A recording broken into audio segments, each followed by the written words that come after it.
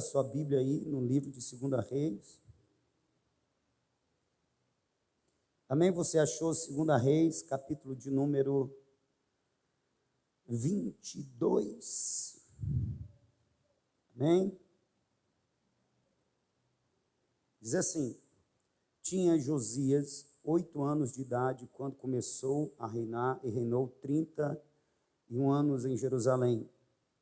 Sua mãe se chamava Jedida, e era filha de Adaías de Boscate. Fez ele o que era reto perante o Senhor, andou em todo o caminho de Davi, seu pai, e não se desviou nem para a esquerda, nem para a direita, nem para a esquerda. No 18º ano do seu reinado, o rei Josias mandou o escrivão Safã, filho de Azalias, filho de Mesulão, à casa do Senhor, dizendo: sobe a Ilquias, o sumo sacerdote, para que conte o dinheiro que se trouxe à casa do Senhor, o qual os guardas da porta ajuntaram do povo. Que o deem nas mãos dos que dirigem a obra e têm a seu cargo a casa do Senhor, para que paguem aqueles que fazem a obra que há na casa do Senhor, para repararem os estragos da casa. Os carpinteiros, os edificadores e aos pedreiros, e comprem madeira e pedras lavradas, para repararem os estragos da casa. Porém, não se pediu conta do dinheiro que se lhes entregara nas mãos, porque procediam com fidelidade. Então disse o sumo sacerdote Ilquias ao escrivão Safã: achei o livro da lei na casa do Senhor. Ilquias entregou o livro a Safã, e este o leu. Então o escrivão Safã veio ter com o rei e lhe deu o relatório, dizendo: teus servos contaram o dinheiro que se achou na casa e o entregaram nas mãos dos que dirigem a obra e têm a seu cargo a casa do Senhor. Relatou mais o escrivão Safã ao rei, dizendo: o sacerdote Ilquias me entregou um livro, e Safã leu diante do rei. Tendo o rei ouvido as palavras do livro da lei, rasgou suas vestes. Ordenou o rei a Ilquias, o sacerdote, a Aicão, filho de Safã, e Aquibor, filho de Micaías, a Safã, o escrivão, e a Asaías, servo do rei, dizendo: ide e consultai o Senhor por mim, pelo povo e por todo o Judá, acerca das palavras deste livro que se achou, porque grande é o furor do Senhor que se acendeu contra nós, porquanto nossos pais não deram ouvidos às palavras deste livro, para fazerem segundo tudo quanto de nós está escrito. Amém? Entre os reis que sobre Judá reinaram, o rei Josias é um dos mais piedosos, um dos mais dedicados, dos mais fiéis dos adoradores. Quando o texto que trata do resumo de sua vida ou de seu governo fala que ele andou como seu pai Davi, isso é muito interessante, porque dado ao comportamento, dado a devoção, dado a fidelidade a Deus, ou o contrário disso, a infidelidade, a impiedade, dois nomes são citados como referência. Eles passam a ser referência para bondade, piedade, fidelidade ao Senhor, e o contrário disso, impiedade, um homem que não temia, um homem que era desobediente. Dois nomes.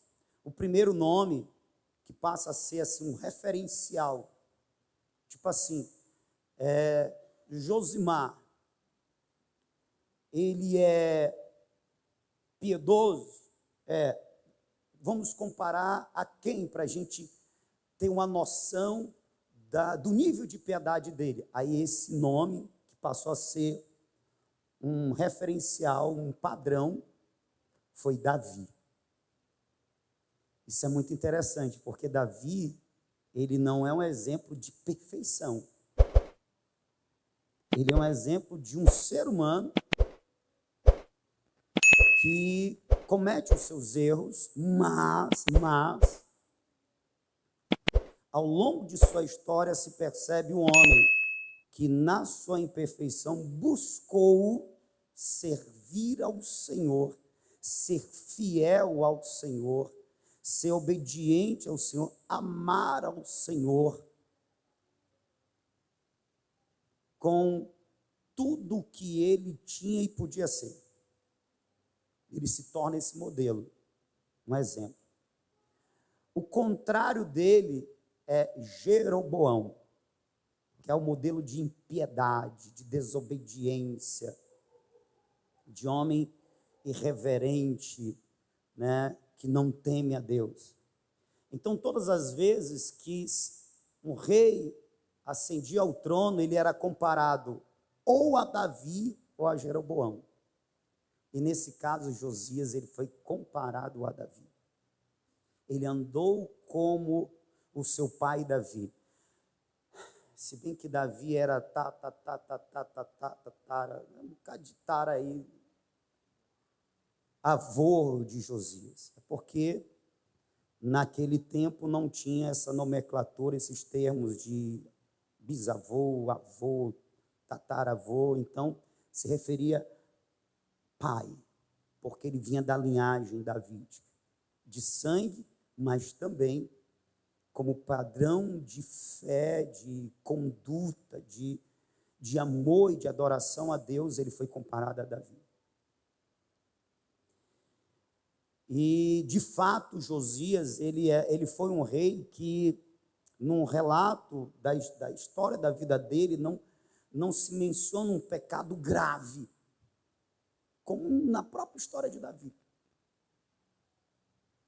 O que diz acerca dele é que antes dele não houve outro homem mais piedoso, mais dedicado do que Josias. E Josias, ele é o último dos reis que temeram ao Senhor, que foram fiéis ao Senhor antes do exílio babilônico. E eu queria pontuar algumas coisas na vida de Josias aqui, para a gente aprender com ele. Tem algo interessante, curioso sobre a vida dele, é que porque ele foi zeloso e fiel, adorador, e dado o cargo que ele ocupava, que era de regente, de rei, portanto ele governava sobre o povo, ele tinha o direito e o dever de conduzir o povo em lealdade ao Senhor, em adoração ao Senhor. E ele promove, o rei Josias, ele promove a gente pode chamar hoje de um avivamento. Só que não nos modelos pentecostais, né? Uau, tá, recebe fogo, recebe poder. Não. Um avivamento no que diz respeito a compromisso, a fidelidade, a obediência, ao serviço exclusivo, a adoração exclusiva ao Deus único e verdadeiro. E por que eu falo exclusiva? Porque quando ele assume, a nação, ela está desviada. seguido dos reis anteriores, a nação estava adorando Baal, eles estavam cometendo os mesmos pecados que o reino do norte haviam cometidos por anos, e Deus já havia castigado o reino do norte. Deus já havia punido o reino do norte. E por incrível que pareça, os mesmos pecados cometidos pelo reino do norte, que envolvia a idolatria, que envolvia a justiça social, todo tipo de desobediência à palavra de Deus, o reino do sul, o reino de Judá, estava cometendo. E ele, quando ele assume o trono, é assim que se encontra a nação. Uma nação que não teme a Deus, que não ama a Deus, e por isso não pode ser a Deus obediente, fiel. Quem não teme, quem não ama, não pode, não consegue ser um verdadeiro adorador. E ele promove um avivamento, porque ele vai fazer tudo aquilo que os outros reis, mesmo os reis bons, como o rei Ezequias, não fez, que é o quê? Tirar dos altos, né, dos montes, os postes ídolos, porque nos montes tinham locais de adoração, e era adoração a outros deuses, na nação onde se devia adorar o único e verdadeiro Deus. E os reis que vieram antes dele, os reis bons, como o rei Ezequias, ele até fez uma reforma no templo, tirou a adoração de dentro do templo, mas não tirou dos altos. Mas Josias não, ele tirou de dentro do templo, ele tirou das ruas, ele tirou dos montes, e ele avançou para além de seu reino, conquistando algumas partes do reino do norte, chegou até Betel, que fazia parte do reino caído do norte, e lá em Betel ele cumpriu uma profecia. Qual era a profecia? Que lá em Betel, o rei Jeroboão, ele erigiu um altar de adoração a um bezerro de ouro, em Betel e em Dan. E a intenção de Jeroboão é: vocês não precisam ir a Jerusalém para adorar no templo, com medo do povo se desviar dele, e ficar em Jerusalém e não o ter como rei. Aí então ele cria locais de adoração no reino do norte, que se dividiu do reino do sul, em Betel e em Dan. E ele levanta sacerdotes para ali realizarem cultos àqueles falsos deuses. Deus manda um profeta do reino do sul, do reino de Judá, o reino do norte, e ele profetiza contra Jeroboão, e na sua profecia está que os ossos dos sacerdotes seriam queimados naquele local de culto idólatra. E o sinal era que aquele altar ia rachar. E de fato, o altar racha. O rei Jeroboão tenta mandar prender, ele estende a mão assim, prende! E ele fica duro, não consegue se mover. O rei Jeroboão pede misericórdia, o profeta ora por ele. Mas enfim, ficou uma profecia que os ossos dos sacerdotes seriam queimados sobre aquele altar ali, ou seja, aquela adoração pagã ia ter fim.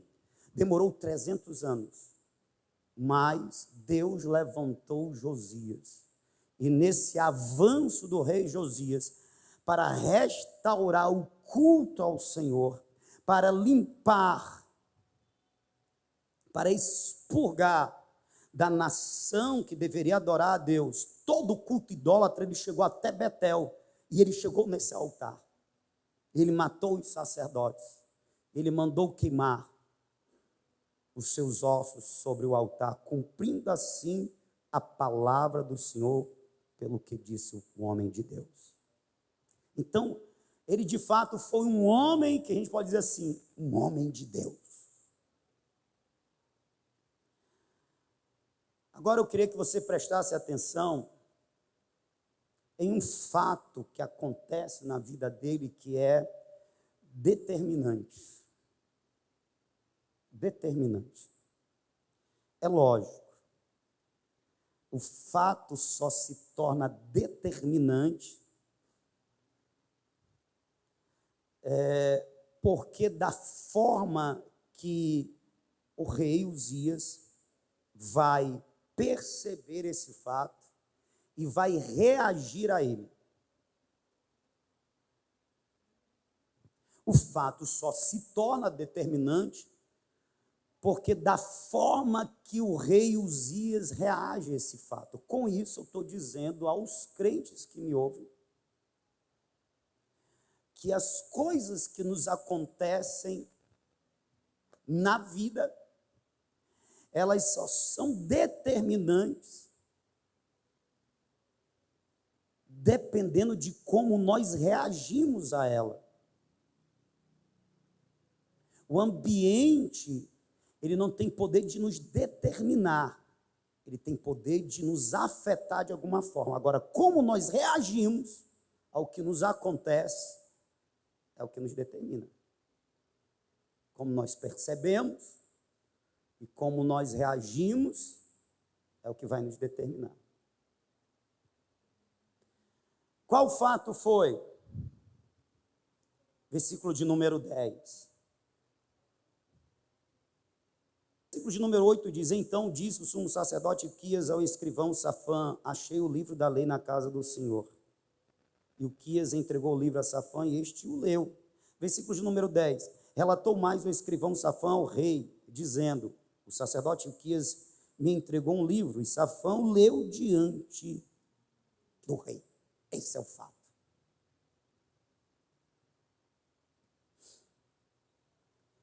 O rei Josias, Uzias é outro rei.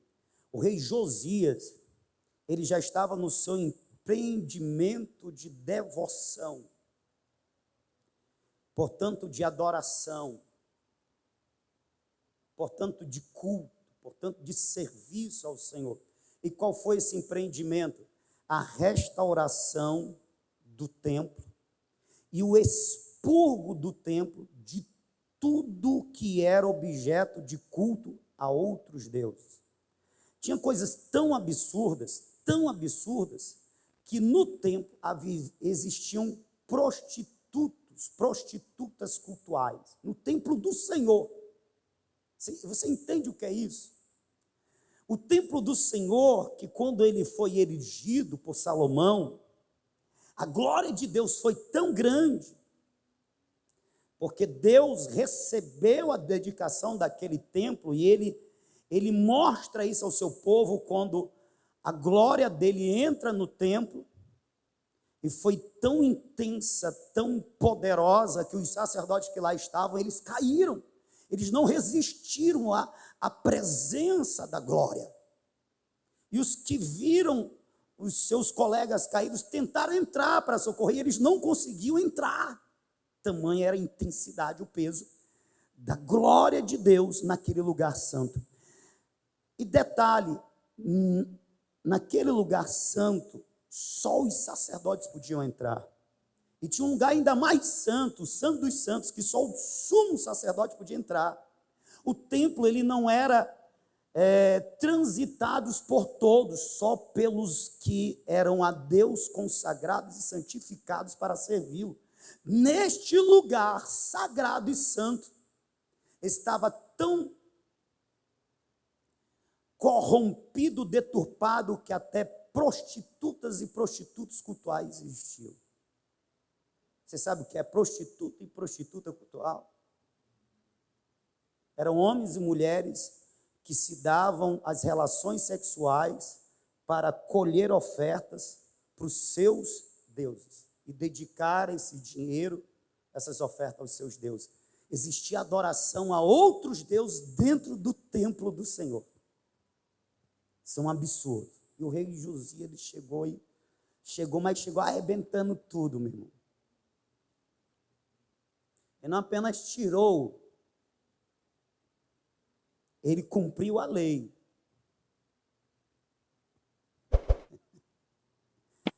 E ele estava fazendo isso. Ele mandou limpar primeiro, depois mandou restaurar. E nessa restauração se encontrou a palavra de Deus. A palavra de Deus escrita. Hoje nós temos a Bíblia.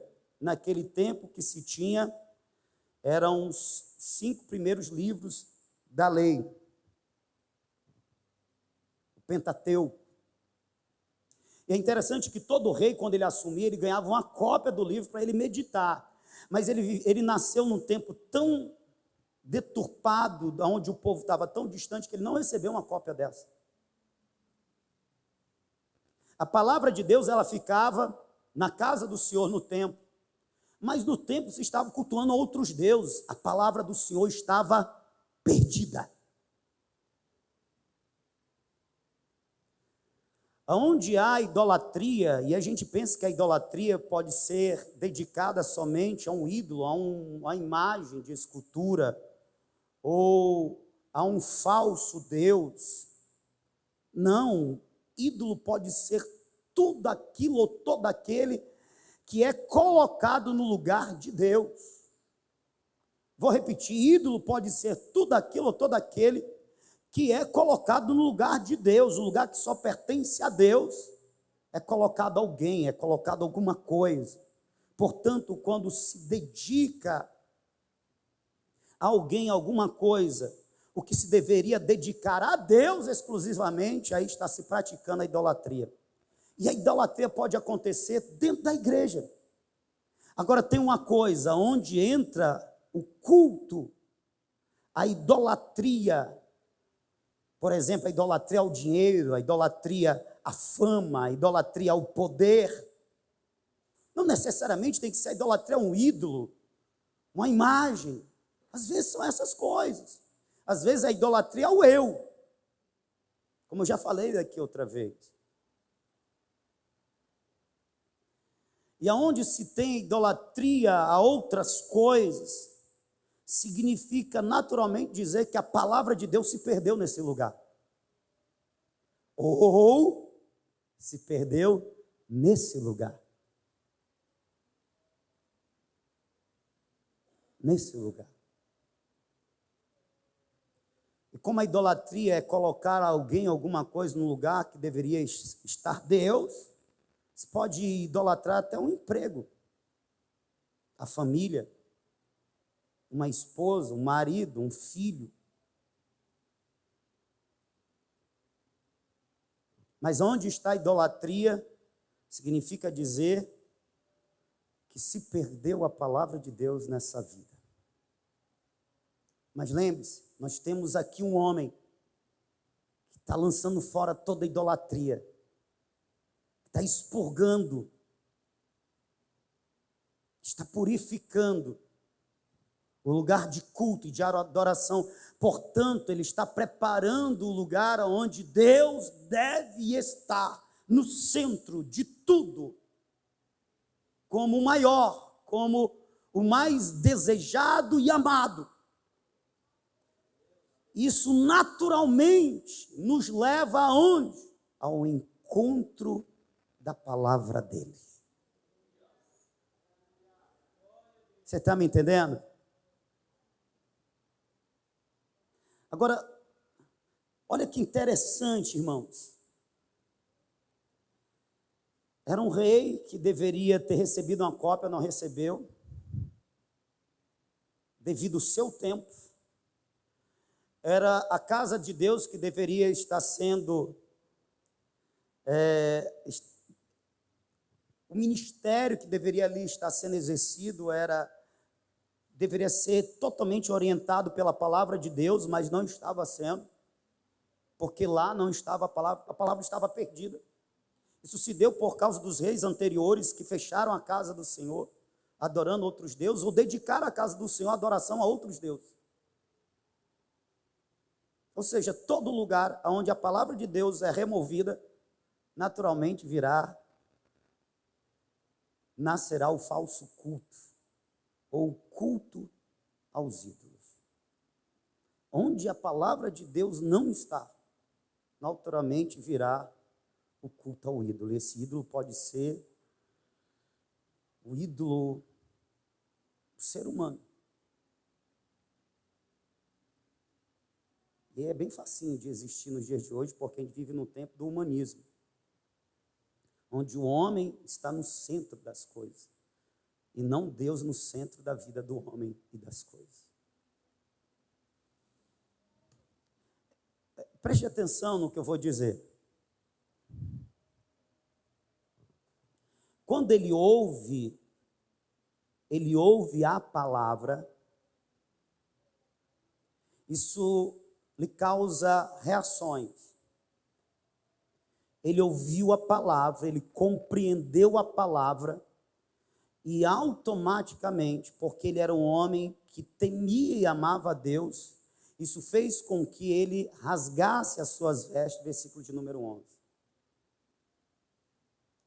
Rasgar as vestes, principalmente para um rei, era um sinal de extrema humilhação.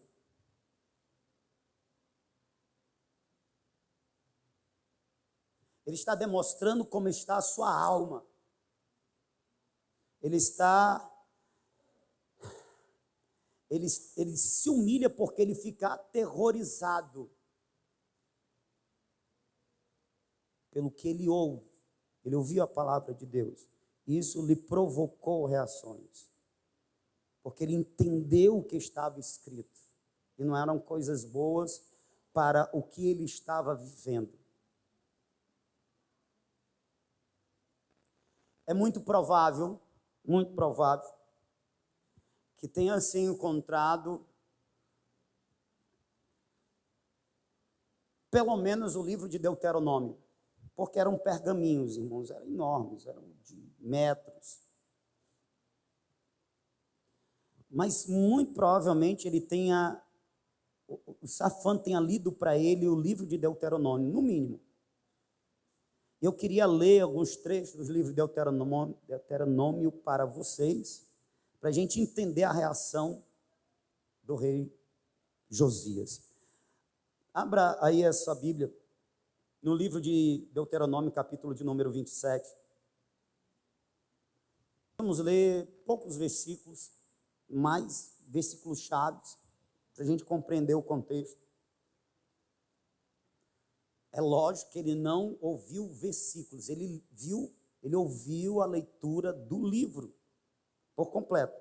Versículo 26, portanto, o último versículo diz assim, maldito aquele que não confirmar as palavras desta lei, não as cumprindo, e todo o povo dirá amém.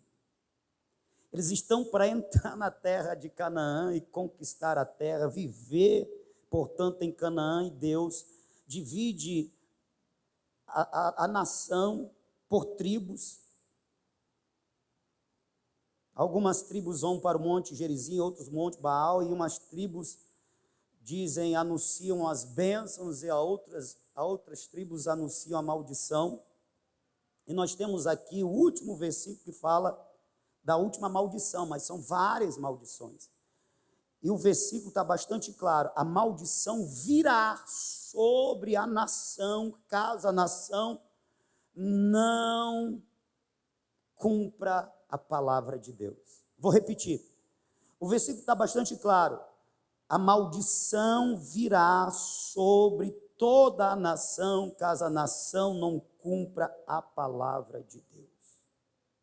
Era Deus dizendo: olha, está aqui, eu trouxe vocês até aqui, vocês vão conquistar a terra, agora vocês precisam dar conforme a minha palavra. Esse é o padrão de vida e de comportamento do meu povo, a minha palavra. E caso vocês obedeçam, bênçãos virão. Bendito serás no campo, bendito serás na cidade. Aí vem bendito, bendita a tua mulher, bendito o teu gado, bendito, bendito, bendito. Mas caso vocês desobedeçam, maldito, maldito será no campo, maldito será na cidade, maldita a mulher, maldito, maldito, maldito, maldito. E aí conclui as maldições dizendo: se vocês não cumprirem, vocês serão malditos. E ele está ouvindo isso, certo? No capítulo 28, para a gente ganhar tempo. No versículo 15, está escrito assim, ó. Será, porém, que se não deres ouvidos à voz do Senhor, o que é dar ouvido, irmão?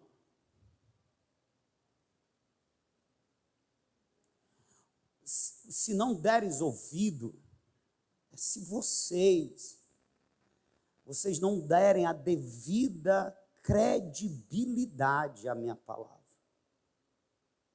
Porque uma coisa é ouvir, irmão, outra coisa é acreditar, outra coisa é obedecer. Então, não é só ouvir. Vocês precisam ouvir e dar crédito à minha palavra. Se vocês não fizerem isso,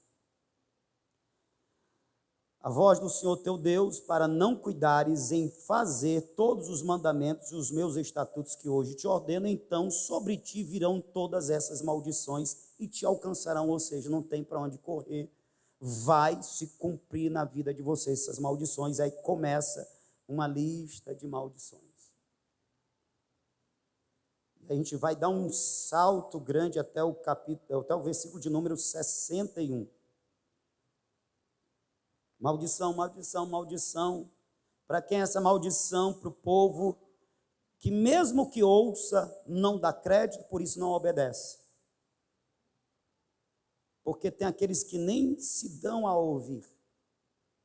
E tem aqueles que ouvem e não dão crédito e vivem na desobediência. Também o Senhor fará sobre ti fará sobre ti toda enfermidade, toda praga, que não está escrita no livro desta lei, até que sejas destruídos. E ficareis poucos homens em lugar de haver descidos como as estrelas dos céus em multidão. Ou seja, ao invés de vocês se multiplicarem e crescerem, como eu prometi a meu servo Abraão, vocês vão ser reduzidos. Porquanto não destes ouvido à voz do Senhor vosso Deus. E será que assim como o Senhor se deleitava em vós, em fazer-vos bem e multiplicar-vos, assim o Senhor se deleitará em destruir-vos e consumir-vos e desarraigar dos seres da terra, ou seja, serem tirados com raiz e tudo, a qual passas a possuir. Não é garantia que vocês entraram na terra que vocês vão permanecer. A garantia é se vocês me forem fiéis e obedientes. Caso não, serão arrancados com raiz. E tudo. O Senhor vos espalhará entre todos os povos, desde uma extremidade da terra até a outra extremidade da terra, e ali servirás a outros deuses que não conheceste, nem tu, nem teus pais. Servirás a madeira e a pedra. Está falando dos ídolos, né? E nem ainda entre as mesmas nações descansarás, nem a planta de teu pé terá repouso, porquanto o Senhor ali te dará coração tremente, temoroso e desfalecido dos olhos e desmaiado da alma. E ele está dizendo bem claro, eu farei isso, eu, o Senhor. E o rei está ouvindo isso. E automaticamente o rei está ouvindo e ele está vendo a sua nação, ele está fazendo um exame de si e do seu povo. Ele está, meu Deus, nós estamos praticando tudo isso. Nós estamos servindo aos falsos deuses. Nós nos entregamos à idolatria, nós nos entregamos à imoralidade sexual, nós nos tornamos um povo desobediente, ímpio, e ele está... Isso está gerando nele temor, temor, temor, temor, temor, temor, até o ponto de...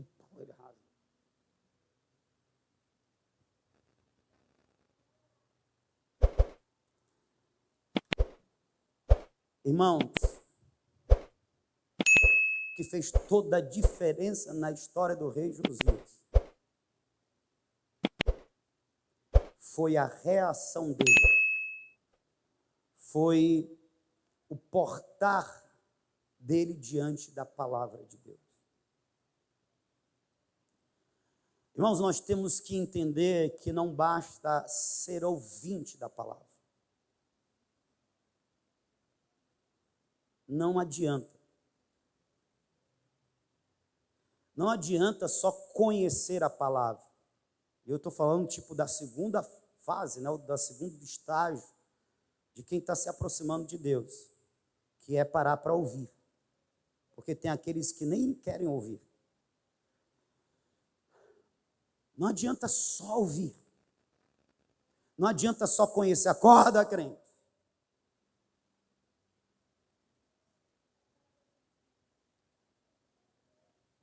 O que faz toda a diferença é como você vai passar a viver, como você vai se posicionar diante do conhecimento da palavra de Deus.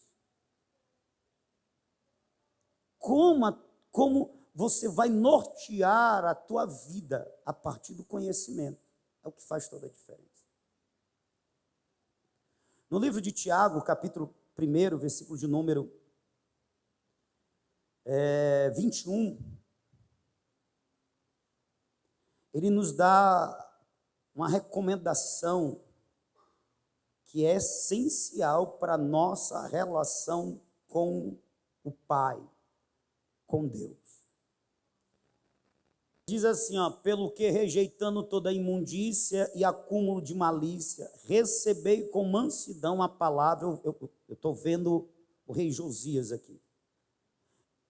Em vós enxertada. E por que enxertada? Enxerto é colocar um tronco que não é natural do outro e unir ao outro. Não é natural de nós. A palavra, por isso ela é enxertada em nós. Como nós vamos reagir a esse enxerto? Se a palavra é enxertada, ela vai se apegar a nós, depende de nós. É porque o enxerto pode dar certo ou não. É ou não é verdade? Então ele compara a palavra a nós ministrada como um enxerto de Deus em nossas vidas. Então nós devemos receber com mansidão a palavra em nós enxertada, a qual é poderosa para salvar a nossa alma.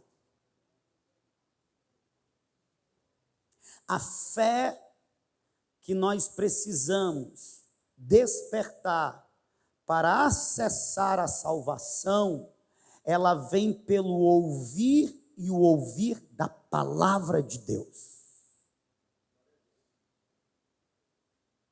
E a manutenção dessa salvação que nós recebemos por fé se dá pelo exercício dessa fé. E o exercício dessa fé diz respeito ao cumprir, ao viver conforme a palavra de Deus.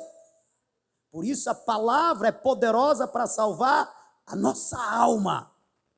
Mas se eu acolho a palavra e faço com que esta palavra que foi me enxertada faça parte agora da minha estrutura de ser, como é que você reage à palavra?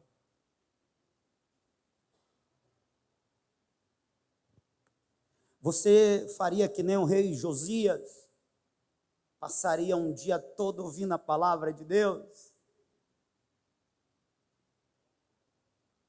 E ao sair daquele lugar de audição, de escuta, de meditação, de estudo, você sairia com a sua vida direcionada por esta palavra, por esse estudo, por esse conhecimento. Como é que você vai sair deste culto nesta noite? Mediante a palavra que está sendo ministrada.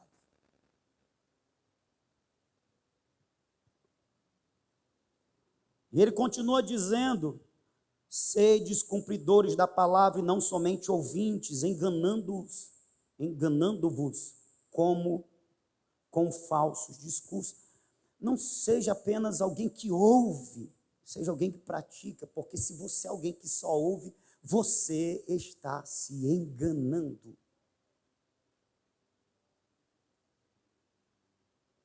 Seja alguém que cumpre, que vive a palavra. A A reação do rei Josias é a reação de quem deu crédito à palavra, de quem teme a Deus, de quem reconhece que ele vive no meio de um povo que está em pecado e que é digno do juízo de Deus, das maldições de Deus. É muito provável que Josias ele tenha se analisado e disse, eu não pratico a idolatria, eu estou tirando da idolatria, mas ele tenha se visto em algum outro pecado. Isso gerou nele o que? Temor, isso gerou nele arrependimento, isso gerou nele humilhação, rasgar de vestes. O profeta Joel já dizia, rasgai os vossos corações e não as vossas vestes. O que Deus espera de nós em contato com a palavra dele é que nós venhamos nos humilhar, venhamos rasgar o nosso coração, reconhecendo os nossos pecados, as nossas faltas.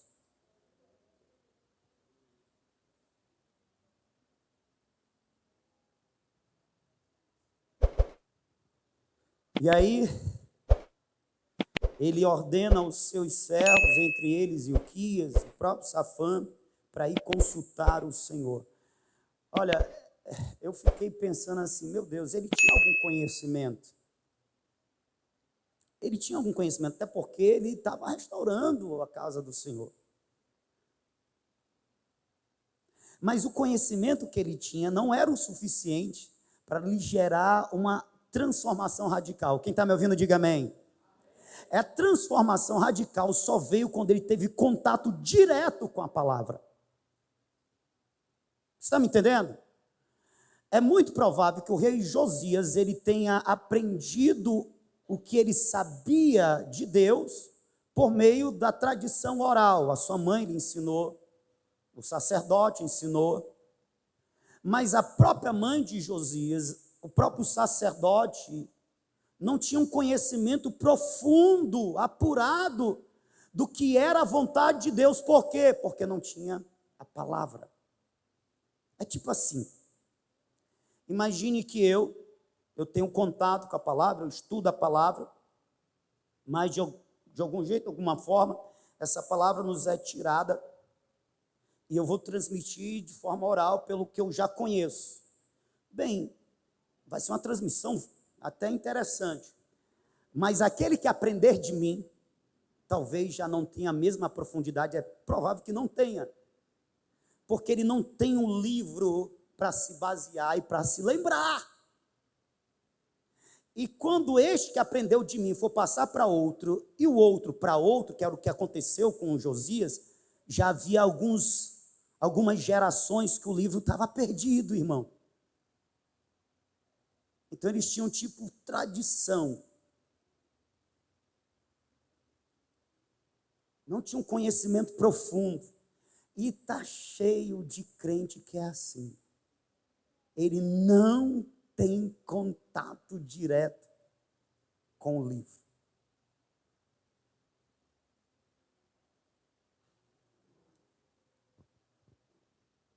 Está que nem, se bem que Josias estava bem, viu? Mas está que nem o povo no tempo de Josias. Os seus pais não sabiam tanto quanto os seus avós, que não sabiam tanto como os seus bisavós. Então chegou tipo um caldo bem ralo para eles. A adoração deles era faltosa. Eu queria que você abrisse a sua Bíblia aí para a gente caminhar agora para o final. Sofonias, capítulo de número 1. Preste atenção no versículo de número 5, versículo de número 6. Deus, através do profeta Sofonias. Por que eu estou citando o profeta Sofonias? Porque no tempo do reinado de Josias, que é um reinado de 31 anos, 3 profetas eles atuaram. Sofonias, Naum e Jeremias. Só que Jeremias foi no final do reinado de Josias, certo? No finalzinho. Mas Sofonias é um dos profetas contemporâneo do rei Josias. E olha o que é que ele diz no versículo 5, versículo de número 6. Quanto à punição do Senhor para com Judá. E os que sobre Vamos ler o 4. E estenderei a minha mão contra Judá e contra todos os habitantes de Jerusalém, e exterminarei deste lugar o resto de Baal e o nome dos quemarins com os sacerdotes, e os que sobre os telhados se curvam ao exército do céu, o culto às estrelas, à lua, ao sol, e os que se inclinam jurando ao Senhor e juram por Malcã. Preste atenção nesse primeiro grupo de pessoas que Deus está dizendo que vai castigar. É um grupo de pessoas que tanto cultuava as estrelas, o exército do céu, as estrelas, mas também eles se inclinavam para cultuar o Senhor. Ou seja, era um povo que, por falta de conhecimento, porque afinal o livro não está sendo lido, ele está perdido. Algumas gerações estão aí vivendo esse período. Então tinha um povo que achava que poderia adorar as estrelas e também a Deus. Era um povo de coração dúbio, dividido, de coração parcial e não íntegro. Existem pessoas nesses dias que acham que pode adorar os santos e pode adorar o Senhor. Existem pessoas que acham que pode adorar os orixás, os caboclos e guias e adorar o Senhor. Existe. Como naquele tempo existe nos dias de hoje. Existem pessoas dentro da igreja que acham que pode adorar a Mamon e a Deus. Existe. Existem pessoas que acham, só que Deus não aceita. A adoração a Deus ou é exclusiva ou não é aceita. Ou nós nos dedicamos a amá-lo e servi-lo como o nosso único e verdadeiro Deus, ou ele não é Deus na nossa vida.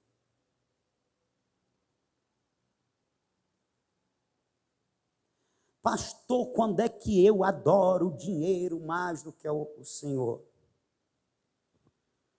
A Bíblia vai falar da avareza, né, que é aquele desejo de acumular. Mas uma das formas que a gente adora mais a Deus, mais o dinheiro do que a Deus, é quando o dinheiro, obtido de forma injusta, de forma ilegal, essa forma injusta e ilegal de se obter não é abandonado, porque Deus não aceita isso. Não é abandonado, e a pessoa continua dessa forma injusta, ilegal, mas acha que também pode cultuar a Deus. Deus não aceita. Vou dar um exemplo aqui para nós pobres. Tem gente que não se encaixa nos critérios para receber um auxílio do governo, mas porque a pessoa quer o dinheiro,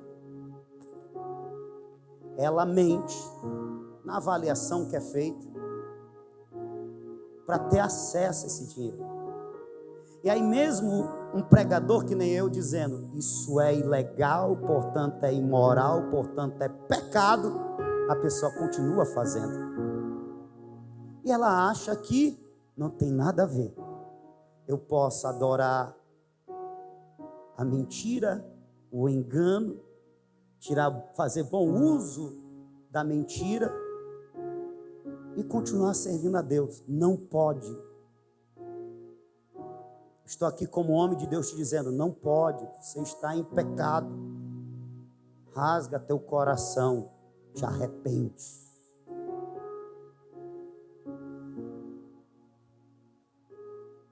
Ah, sim, hoje em dia tem a galera aí, os crentes viciados.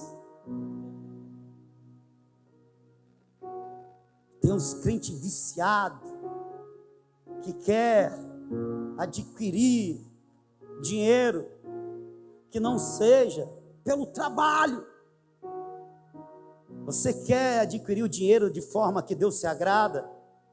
Trabalhe de forma honesta, justa. Aí está lá o crente, concorrendo, viciado no tigrinho,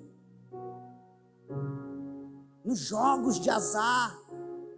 Eu lembrei do pastor Abílio Santana, no culto de bênção, não sei o quê. Aí chegou a irmã na hora da oração, com um pacotezinho, falou assim: pastor, abençoa esse pacote aqui, pastor. E depende, o que tem no pacote? Não, pastor, ora aí, Deus vai me abençoar, eu vou abençoar a obra. Não, se você não me mostrar, não oro. Aí fica naquela tal, ele tomou o pacote e abriu, cheio de carnezinho, tipo daquele do Totolec. Ele está queimado, irmã, se converte.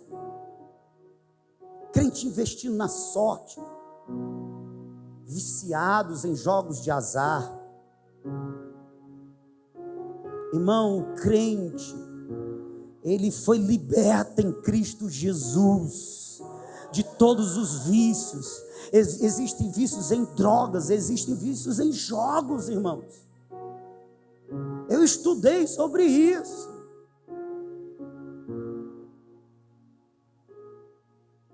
Pessoas que perdem família, pessoas que tiram da boca dos filhos, da esposa, do marido, para tentar a sorte. Mas não é só tentar a sorte, a pessoa está dependente. Na sorte, quando a gente investe na sorte, a gente está deixando de confiar em Deus, para confiar num ente que não existe. É um desvio de fé.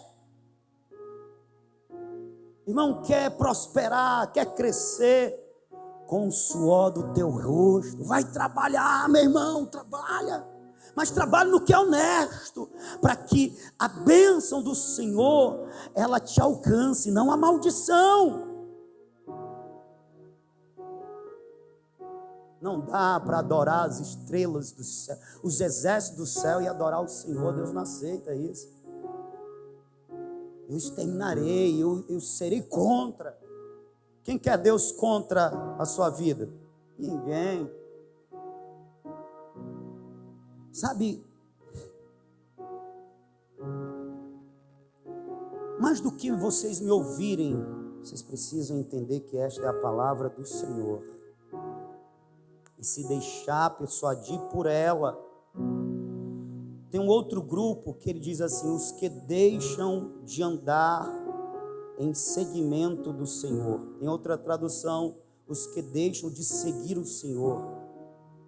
Tem um outro grupo, aqueles que se desviam.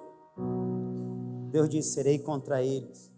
E o terceiro grupo é os que não buscam o Senhor. E os que não buscam ao Senhor nem perguntam por Ele. Hoje em dia a gente conhece um grupo de pessoas chamado de ateus. Eu não acredito em Deus. Por isso não teme, não respeita, não busca. Bem, escrevendo aos Tessalonicenses, o apóstolo Paulo diz que quando o Senhor Jesus vier voltar com seus anjos em glória, com seus anjos de glória, ele virá e ele trará juízo, ele trará punição para todos quanto não lhe obedecem.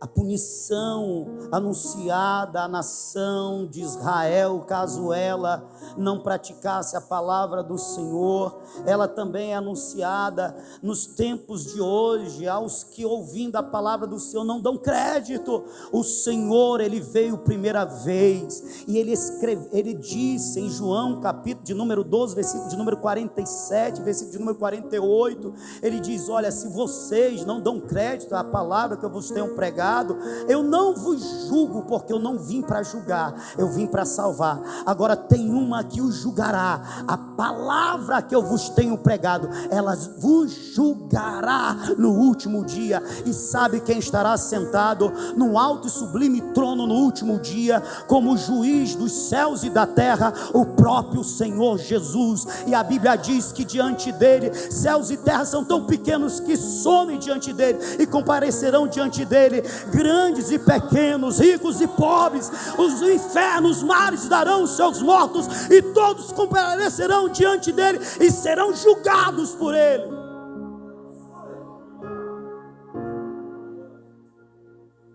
Eu estou anunciando esse Deus que é santo, que é perfeito, que é juiz, que causou terror na vida de Josias ao ouvir a palavra de Deus. Mas teve algo que mudou totalmente o coração de Deus, foi o rasgar de coração de Josias. Ao se deparar com aquilo que lhe era justo, a punição, o juízo, as maldições de Deus, ele se rende, ele se humilha. Eu acho muito interessante, porque aqui não diz só do rasgar, ele manda mensageiros até uma profetisa. E a profetisa, ao ser consultada, ela diz no versículo de número 19: porquanto o teu coração se enterneceu e te humilhaste perante o Senhor, quando ouviste o que falei contra este lugar e contra os meus moradores, que seriam para a assolação e para a maldição, e rasgaste as tuas vestes. E aí Deus fala algo. Eu acho isso muito, muito, muito lindo em Deus. O olhar de Deus é penetrante e vê o que nós não conseguimos ver. Fala dele ter rasgado como sinal de humilhação, de temor.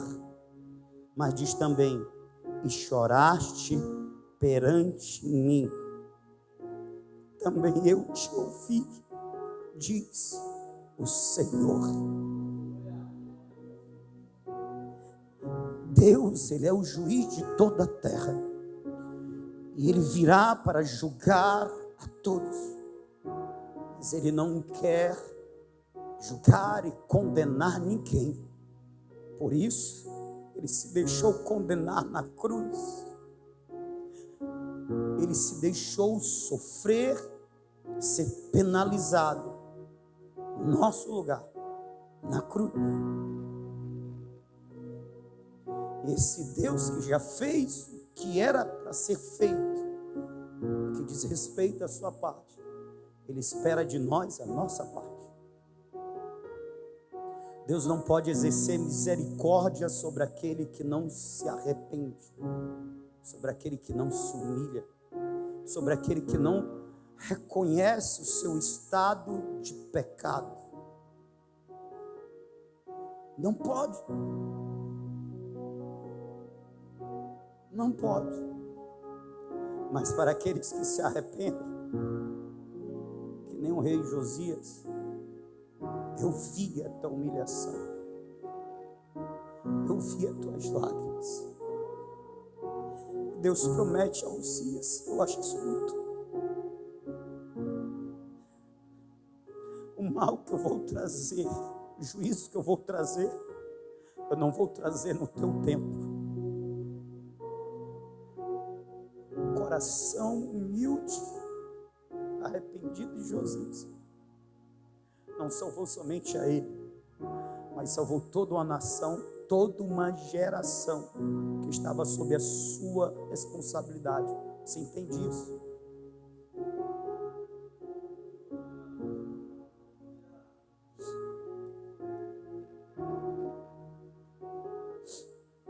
O juízo de Deus veio, mas veio quase 100 anos depois. Uma geração era contada antigamente de 70 e 70 anos. Deus o livrou. E livrou o povo que ele liderava. Mas sabe por que o povo também foi livre? Porque quando ele ouviu a palavra do Senhor, Ele reuniu toda a nação e disse: vamos renovar nossa aliança com Deus. Os nossos pais pecaram, nós pecamos, vamos nos arrepender, vamos nos humilhar, vamos consertar a nossa vida com Deus. E naquele dia houve um quebrantamento. Toda a nação se humilhou e renovou a aliança com Deus. Uma geração inteira foi salva por causa de um coração contrito, quebrantado, por causa de um homem que temia e amava a Deus. Um homem que, em contato com a palavra de Deus, ele se submeteu a ela, ele creu nela.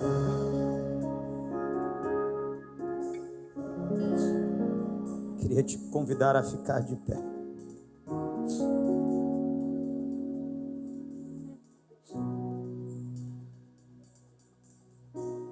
Em questão de horas, o rei com toda a sua nação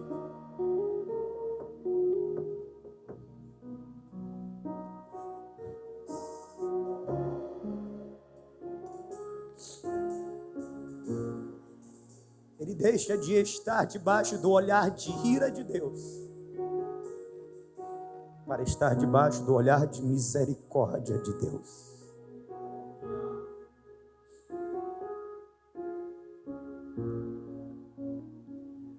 Ah, como Deus quer continuar olhando para nós com um olhar de misericórdia, de amor, de graça.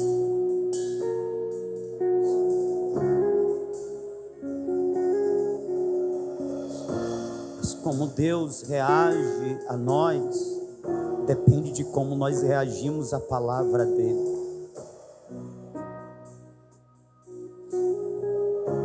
Não adianta ter coração dividido. Também está no mesmo nível daquele que se afasta, como daquele que nunca o busca. É a mesma condição. Juízo, ira. O que adianta? Adianta reconhecer as nossas imperfeições, reconhecer os pecados. O que adianta é reconhecer que se Deus não agir bondosamente para conosco, se Deus não nos perdoar, nós estamos perdidos. O que nos resta é juízo, é punição, é castigo, é rejeição eterna. Mas tem um jeito de mudar o coração de Deus. Se arrependendo.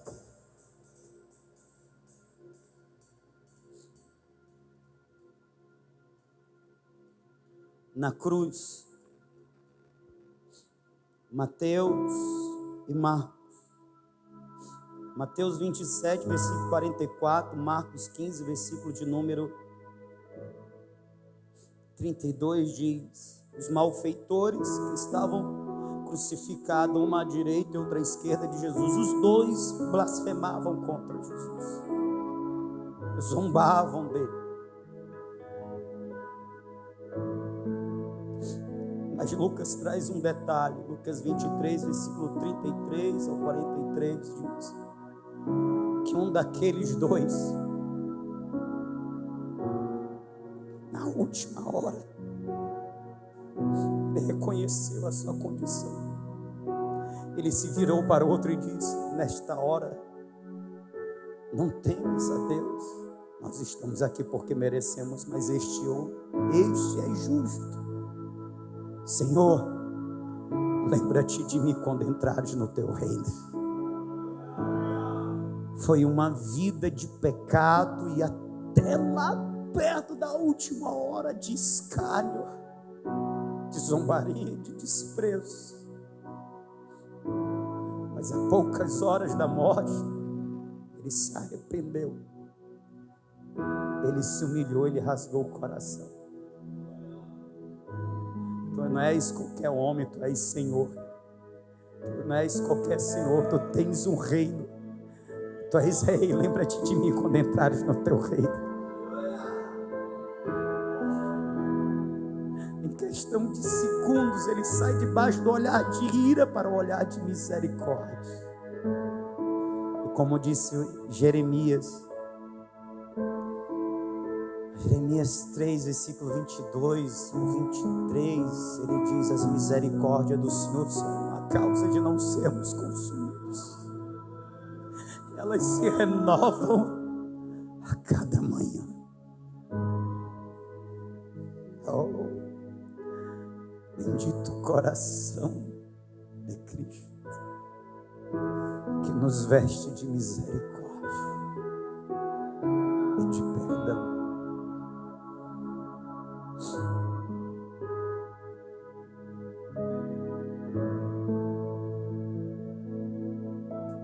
Ei, crente, escolhe a vida. Clama pela misericórdia. Rasga teu coração, reconhece. Não saia desse culto. Oh, por favor, te faço este apelo, não saia deste culto. Algum pecado escondido, guardado, te arrepende. Te arrepende. Deus quer te salvar. Ele quer te aplicar, quer aplicar na tua vida a justiça de Cristo Jesus, a salvação. Nós vamos louvar o Senhor com hino. Eu quero te fazer um apelo. Assim como o rei Josias, ele fez um apelo ao povo. Sabe o que é o massa da história? É que Josias diz: olha, vão consultar ao Senhor, porque os nossos pais, porque a nação tem pecado contra o Senhor. O rei Josias sabia que aqueles pecados graves denunciados pela lei, ele não cometia, mas ele via a condição de seu povo.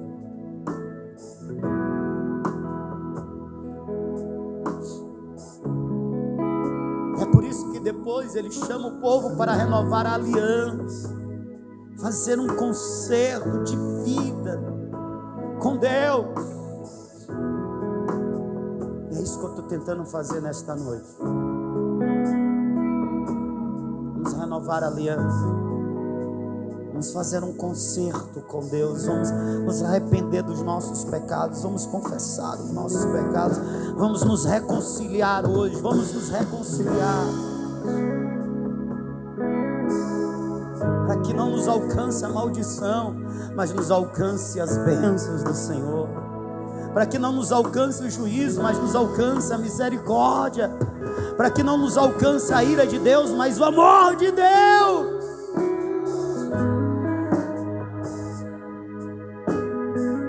Então, enquanto o ministério louva, eu quero convidar você que foi tocado pela palavra, para nós orarmos, fazendo um concerto de aliança, de renovação, de reconciliação com Deus. Amém? Você entendeu o apelo?